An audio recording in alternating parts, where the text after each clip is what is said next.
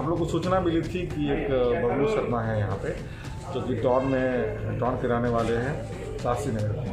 वो हथियारों की खरीद बिक्री करते हैं और उसमें डील करते हैं। तो सूचना के आधार पे हम लोगों ने उनको एप्रीहेंड किया और फिर आगे के अनुसंधान में हमें पता चला, जब हमने रेड किया बरहन गोपालगंज में, तो वहाँ पे एक घर में मिनी फैक्ट्री जिसमें कि बहुत सारे इक्विपमेंट थे, मिला के 40 से 50 जिसमें स्प्रेइंग और बहुत सारे इक्विपमेंट थे, जैसे कि गन, छोटे गन, बड़े गन बनाए जा सके। इस क्रम में हम इसमें 4 लोग की गिरफ्तारी हुई है और बबलू शर्मा उनके भाई जो एक बूंदी से नाम के यहाँ से एक पिस्टल मिला है, एक पिस्टल, एक अंशु प्रजापति की गिरफ्तारी हुई है, वो फतेहपुर के हैं, और मुक्तिनाथ शर्मा की भी गिरफ्तारी हुई है, जिनके यहाँ से गन फैक्ट्री का उद्भेदन हुआ। और जो सूचना संकलित की गई उसके आधार पे गुठनी में भी सेपरेट रेड कराया गया, जहाँ पे एक रमेश राम की भी गिरफ्तारी हुई है आर्म्स के साथ, और मिनी एक नाली राइफल था वहाँ पे, उसके लिए वहाँ पे सेपरेट केस दर्ज किया गया है। तो अभी हम लोग का अनुसंधान चल रहा है, हम लोग इस्टेब्लिश करने की कोशिश करेंगे ये लोग हथियार कहाँ कहाँ बेचते थे, और जो भी उनके रिसिपिएंट होंगे या जो भी सप्लायर होंगे उस पर हम लोग का अनुसंधान चल रहा है। सर, भारी मात्रा वहाँ पे जो राइफल के बट होते हैं वो दिख रहा था तस्वीर में भी, तो तस्वीर वायरल हुआ था कुछ।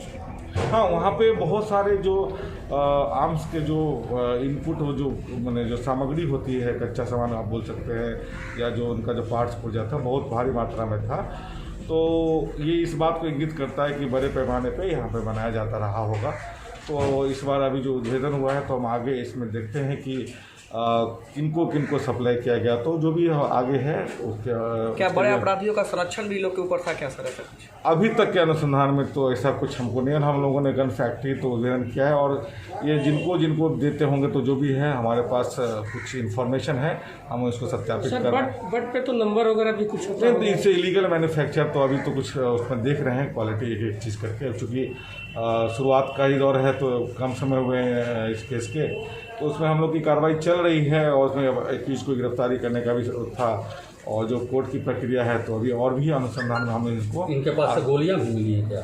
और इनके जो पहले जो 2 लोग की गिरफ्तारी हुई उसमें 20 राउंड्स हैं, उसमें राउंड्स थे। सर, लगातार हत्या हो रही थी, क्या हथियार कोई सप्लाई भी किए थे उन लोगों को? लगातार हत्या तो इस तरह की बात तो है नहीं, अभी तो रिसेंट 1 मंथ 2 मंथ में कोई मेजर हत्या तो हुई नहीं है, और जो भी हत्या हुई है वो डोमेस्टिक वायलेंस टाइप का हुआ है।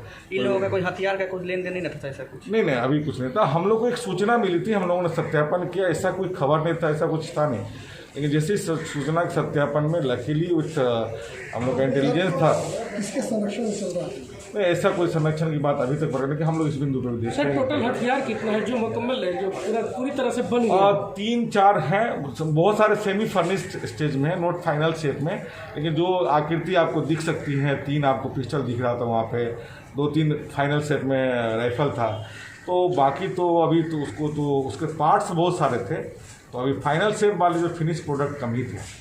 और एक और चीज़ आपको इस चूँकि प्रेस विज्ञप्ति ब्रीफिंग में हम बताना चाहेंगे कि बहुत दिनों से ये बात चल रही थी कि शेषनाथ द्विवेदी हत्याकांड जो अंदर में हुआ था, SDPO सदर वीरेंद्र पांडे इस टीम में शामिल थे, SHO जीरादेही, SHO दरौली का भी इसमें बहुत सहयोग रहा, फिर जो SI तनवीर हैं उनका है, SHO हुसैनगंज है, मुफसिल के भी कुछ ऑफिसर्स थे, और अभिमन्यु हैं, नौतन SHO। तो सारे ये टीम वर्क है, तो सारे ऑफिसर्स ने अच्छा काम किया, और टॉन के जो GSI हैं अजय, तो सब लोगों ने अच्छा काम किया। हम चाहते हैं कि इसी तरह टीम काम करते रहे, और उनका जो अच्छा काम है उसके लिए हम उनको जो उचित होगा उसको अप्रिशिएट करने के लिए, मोटिवेशन के लिए